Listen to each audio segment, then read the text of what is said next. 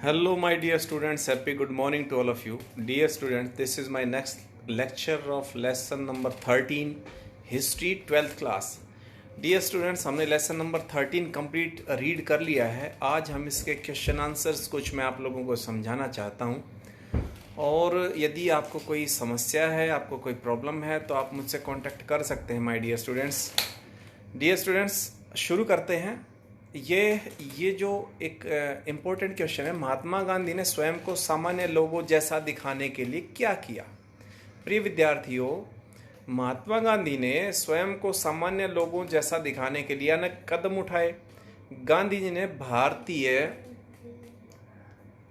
जी ने भारतीय जनता की दशा सुधारने के लिए 1 वर्ष तक के देश के अनेक विभिन्न भागों का भ्रमण किया.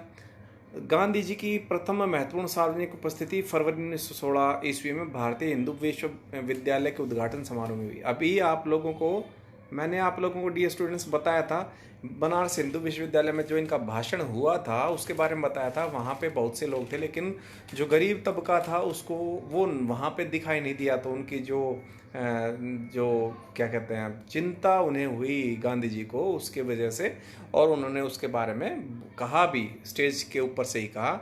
गांधी जी ने समारोह में उपस्थित भद्रजनों व अनुपस्थित लाखों गरीबों के मध्य दिन प्रतिदिन बढ़ती जा रही आर्थिक विषमता के प्रति चिंता व्यक्त की. समारोह में बोलते हुए गांधी जी ने कहा, हमारी मुक्ति केवल किसानों के माध्यम से ही हो सकती है. न तो वकील, न डॉक्टर और न ही जमींदारी से सुरक्षित रख सकते हैं.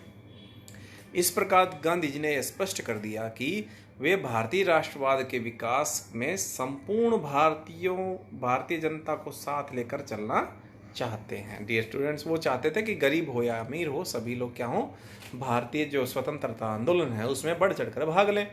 1922 ईस्वी तक गांधी जी जन नेता बन गए. जन नेता मतलब लोगों के नेता. सामान्य जन गांधी जी के प्रशंसक थे और उन्हें सम्मान पूर्वक महात्मा जी कहते थे. गांधी जी अन्य नेताओं के समान न तो सामान्य जन समूह से अलग रहते थे, न ही उनसे अलग दिखते थे.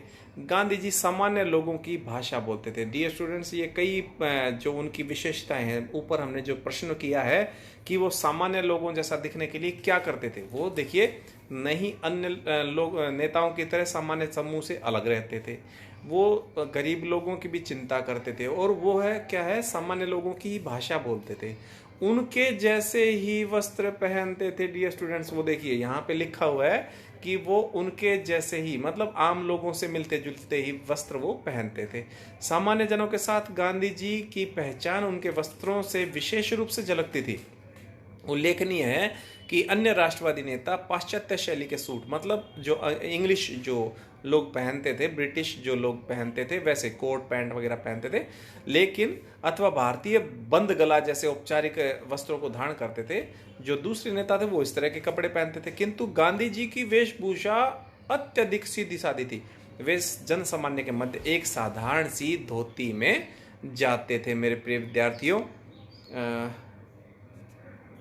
आगे हम देखते हैं, इसी प्रश्न में आगे देखते हैं. जो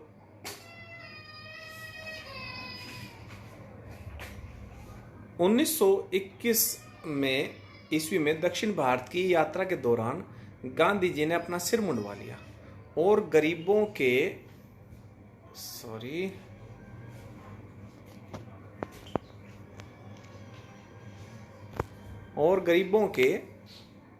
साथ तादाद में स्थापित करने के लिए सूती वस्त्र पहनने लगे थे. वे प्रतिदिन कुछ समय चरखा चलाने में व्यतीत करते थे. उल्लेखनीय है कि भारतीय समाज में ऊंची जातियां सूत कताई के कार्य को अच्छा नहीं समझती थी. वो आम लोगों जैसा दिखने के लिए क्या करते थे, सूत कताई का भी काम करते थे. जन सामान्य के प्रति गांधी जी का दृष्टिकोण अत्यधिक सहानुभूतिपूर्ण था. उनकी सीधी सादी जीवन शैली एवं हाथों से काम करने के प्रति लगाव उन्हें जन सामान्य के बहुत निकट ले आता था. प्रिय विद्यार्थियों, दूसरा प्रश्न देखिए, किसान महात्मा गांधी को किस तरह देखते थे?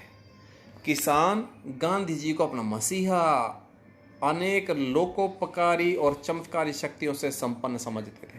गांधी जी की गांधी जी की चमत्कारिक शक्तियों के विषय में स्थान स्थान पर अनेक प्रकार की अफवाहों का प्रसार हो रहा था। कुछ स्थानों पर जन सामान्य का विश्वास बन गया था कि राजा ने उन्हें किसानों के कष्टों को दूर करने तथा उनकी समस्याओं का समाधान करने के लिए भेजा है, और उनके पास ऐसी शक्तियां थी कि वे सभी अधिकारियों के निर्देशों को अस्वीकृत कर सकते थे। मतलब जो लोग अधिकारी उनको आदेश देते थे उनको वो मना भी कर सकते थे कि भाई मैं ये काम नहीं करता हूँ।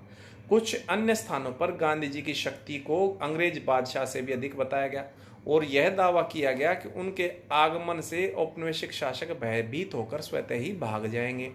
इस प्रकार की अफवाहें भी जोर पकड़ने लगी। गांधी जी का विरोध करने की शक्ति किसी में भी नहीं थी। उनको उनका विरोध करने वालों को भयंकर परिणाम भुगतने पड़ते थे। अनेक ग्रामों में यह अफवाह थी कि गांधी जी की आलोचना करने वाले लोगों को रहस्यात्मक ढंग से गिर गए थे अथवा खेतों में खड़ी उनकी हरी भरी फसल बिना किसी कारण के नष्ट हो गई थी।